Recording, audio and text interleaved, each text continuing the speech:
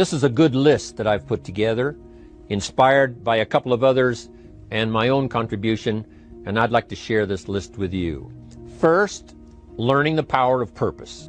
A person who has purpose in their life, they have something to go for, some meaning.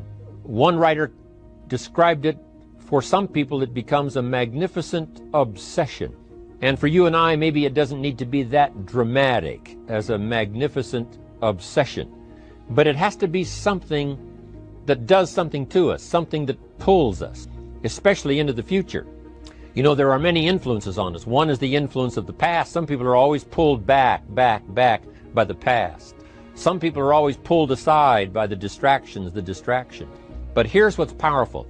If you have a list of high purpose in your life, it pulls you toward the future. And the more powerful the purpose is, the stronger it pulls. And here's the other great advantage if you have purpose for the future. It pulls you through all kinds of challenges and all kinds of difficulties. If you don't have these strong purposes for the future, it's easy to get swallowed by a bad day. It's easy to be almost annihilated by a poor month. And it's easy sometimes to almost disappear beneath the waves of a year that goes backwards if you don't have something to pull you beyond that year.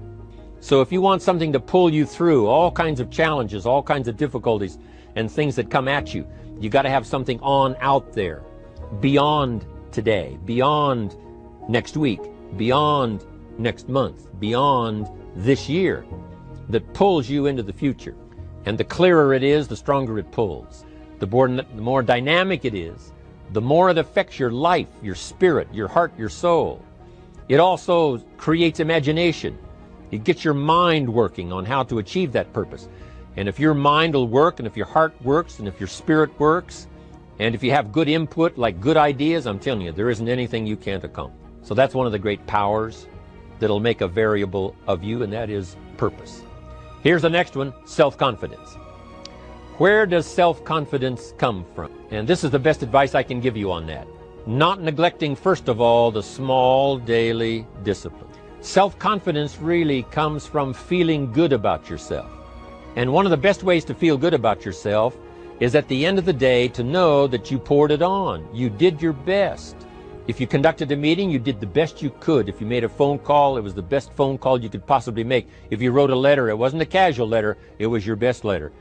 At the end of those kind of days, when you feel good about yourself, self-confidence starts to rise. You know that if you can have this kind of a good day, you can have another one the next day, and those days become the weeks become the months, and the month becomes a powerful year. Self-confidence comes from the lack of neglect. If you will not neglect to do the small daily discipline, that's where self-confidence comes from. Part of good health is self-confidence. I know I'm going to be healthy. I take the Herbalife products. I eat the apple a day. I walk around the block. I do the jogging on the beach. At the end of the day, when you've really poured it on and you've done all the stuff, self-confidence grows. That self-confidence affects your health. It affects your future. It affects your psyche. So this is true. One of the great powers is self-confidence. Self-confidence means willingness to do whatever it takes. Some people say, well, I'll do it for a little while and see what happens. You know, I'll try a couple of things. If that doesn't work, I'm out of here. And all of us know that kind of person doesn't have much of a... But if you're willing to do whatever it takes. If I have to learn a couple of things, I will learn those things. If I got to learn 5 or 6 things, I'll learn all 6. If I have to take an extra class, I'll take an extra class. If I've got to read the books, I'll read the books. If I have to consult with people who know more than I know, I will do the necessary consulting. Whatever it takes, I will do. That starts to develop unbelievable self-confidence. Self-confidence also comes from the ability to rise above your circumstances, to rise above what happens, the petty little things, the discouraging things that would sink everyone else's ship except you, that would cause someone else to quit early in the day, but you keep going. That kind of willingness to overcome all circumstances, whether it's the little challenges or the big challenges. If you're willing to do that, I promise you, this kind of power will work for you, and in you, the variable, it'll make a difference. The third on the list I had was enthusiasm. And here's what I wrote about enthusiasm. Enthusiasm that's powerful is mostly enthusiasm that is enthusiasm inside, 90%, 10% outside. We all know what the enthusiasm is like when somebody lets us see their enthusiasm, which is like the 90%, and only 10% of it is inside. But the enthusiasm that really affects people is not just being loud, but the enthusiasm that runs deep, the enthusiasm that comes from deep inside, created by self-confidence, created by purpose, created by genuine willingness to help other people. That kind of enthusiasm, knowing that you're going to get the job done, knowing you're going to affect people, knowing you're going to have testimonials flowing in from all kinds of directions. That kind of enthusiasm.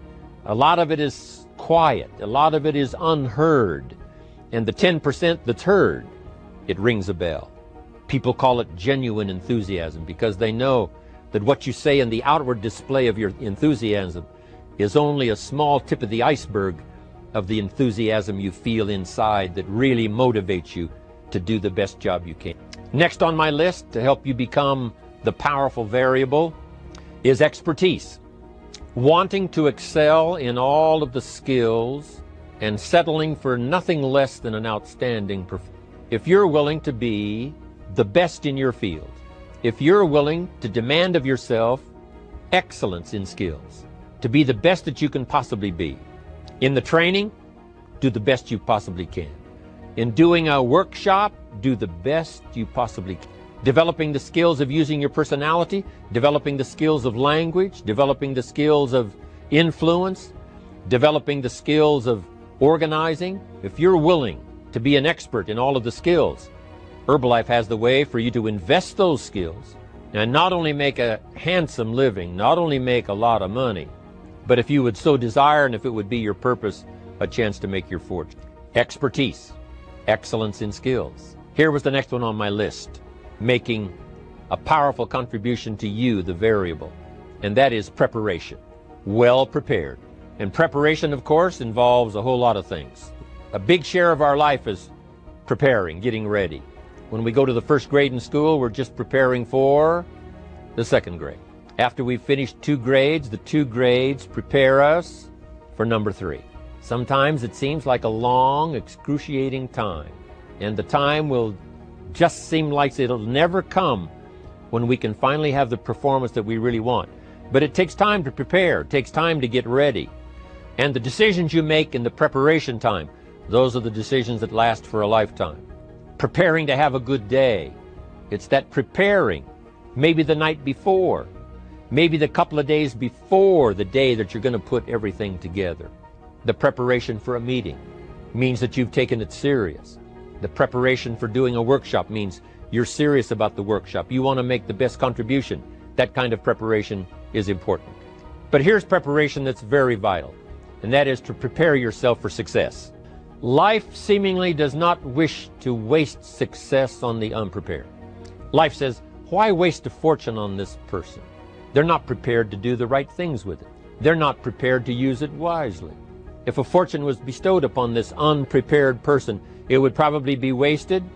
The people that could have been touched won't be touched. What could have been done won't be done because this fortune will have been wasted on the unprepared person.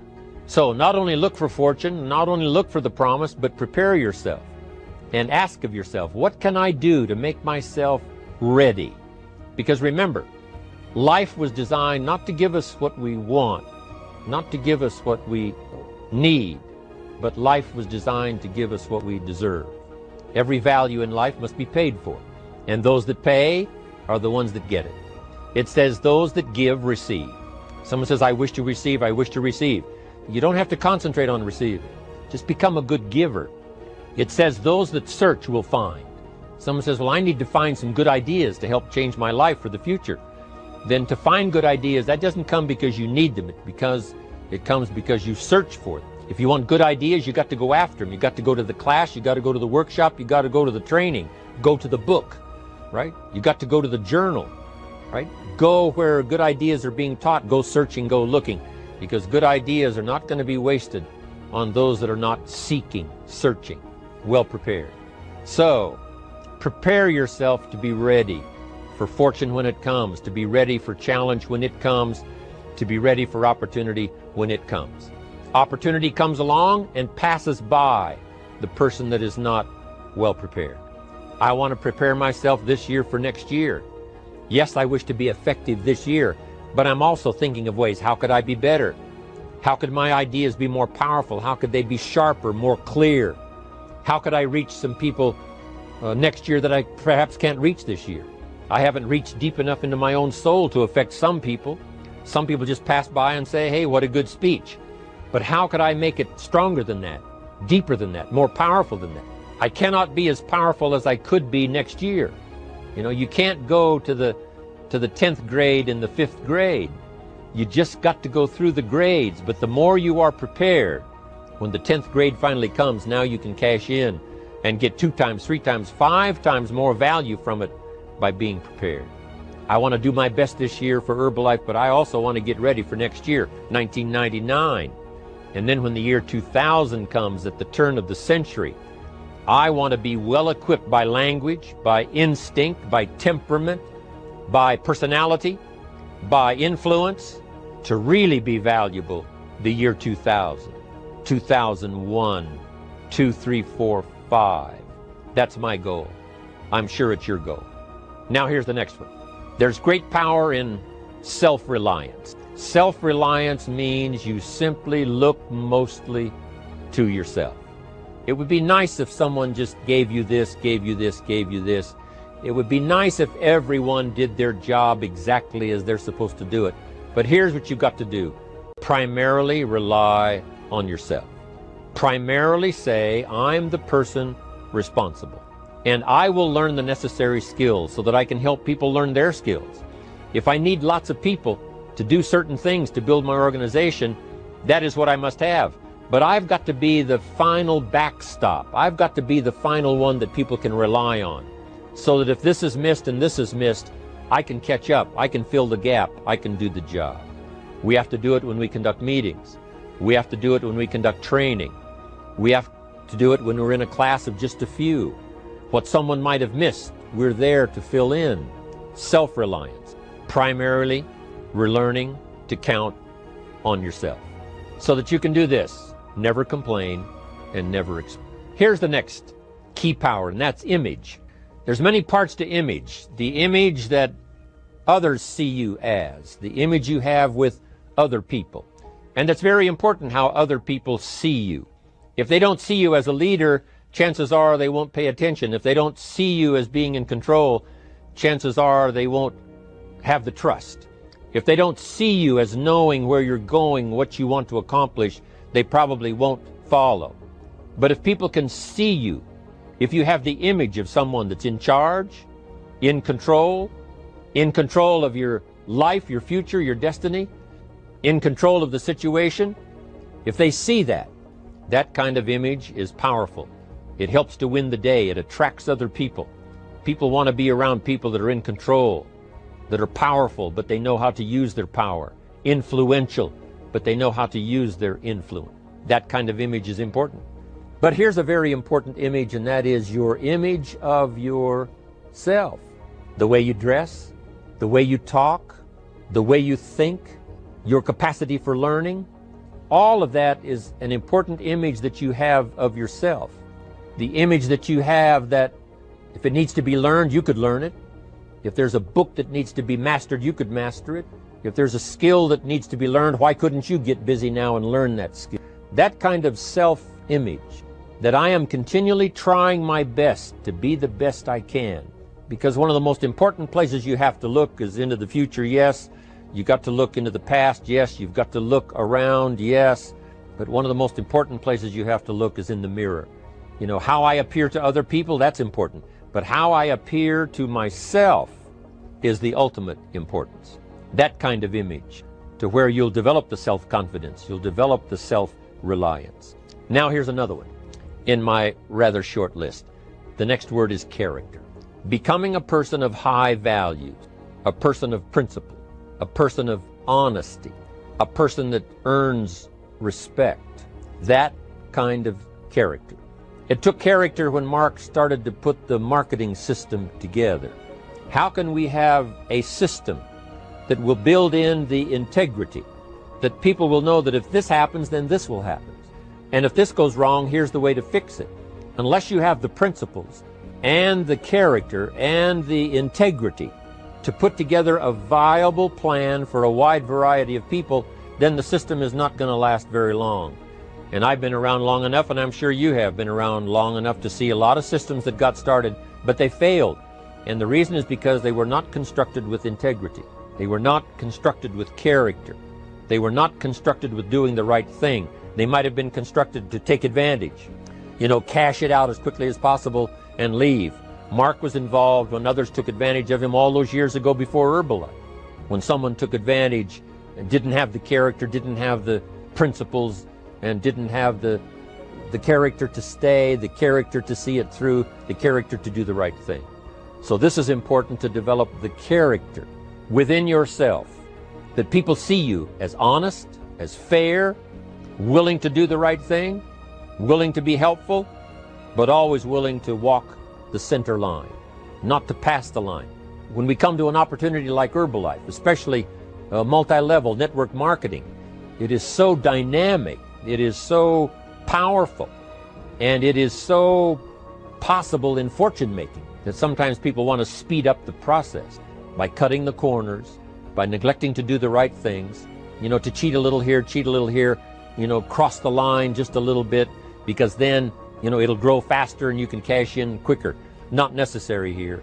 Doing Herbalife right will build your fortune longer and stronger than trying to cut the corners and not doing it right. If we'll have the integrity that Mark had when he started it, and keep perpetuating that we will do the right thing by the marketing system, the right thing by a distributor who has a customer and they take care of that customer belongs to that distributor. That kind of integrity in the marketing system, the kind of integrity we have among each other, the kind of character we have to rely on each other, because here's what we cannot do. We cannot do this by ourselves. Mark's got to count on me. I've got to count on Mark. We've got to count on the president's team. The president's team has to count on the chairman's club for advice and counsel. We have to count on the millionaire team, the tabulator team, the world team. We've got to count on the distributor. We've got to count on the distributor giving the right message to the potential customer. We've got to count on the distributor giving wise counsel to the new recruit, teaching them the right way, the Herbalife way, the principled way, the character way. Vitally important. Building and developing your own character. Now here's another one. It's called self-discipline. Self-discipline, all of us have a challenge with it, because sometimes it's easy, and especially if you're working hard, doing the best you can, it's easy sometimes to let up and let it go. But remember, so many people, especially now that we're as big as we are around the world, are counting on what we do. At home office, they have to be careful. They have to be disciplined. It's easy for the person who ships the product from Herbalife, says, oh, well, I'll wait until tomorrow to ship it. And then they go home and sleep like a baby. But the distributor who's waiting for that product doesn't sleep that night, or doesn't sleep when the product doesn't show on time. But if everybody will have the discipline to say, I will do the best job I can. I will make mistakes, of course, because we're all human, but I'll try to remedy those mistakes and do the best job I can. That kind of self-discipline that understands how important your part is in all of the functions that work. Coming to work on the set here, HBN, there's so many people that play a part. And each one of the parts that are played is necessary to put on the broadcast, make it viable, make it real, make it powerful. Any couple of them missing, and it would be a disaster. But all of it put together, and it works like a charm. Each person developing the self-discipline to do their part, do their job. Here's one more, and that is the power of extraordinary performance and demanding of yourself excellent. This is so important. If you want to live extraordinary, you must do extraordinary. If you want an extraordinary income, you must do extraordinary things. If you want an extraordinary fortune, you must go with the demands of what it takes to have that fortune. Mark has made such a fortune, it's almost beyond comprehension what the numbers really are. But guess what he has the satisfaction of knowing? He earned it all. If he'd have been lax in the performance, Herbalife would not be here these 18 years later. Herbalife would have been a footnote in multi-level history. But because he performed year after year, the 3rd year and the 5th year, and the 7th year and the 10th year, and the 12th year and the 15th year, and now performing well in the 18th year, I'm telling you, that's what makes it such a viable fortune for Mark personally, of course, because he did the job. If we would ask of ourselves that kind of performance, and you've got to ask it of yourself. You know, I can't ask it of you. I would try to inspire you. I would try my best to share with you what it might taste like, what it's like to finally make your fortune. It happened for me.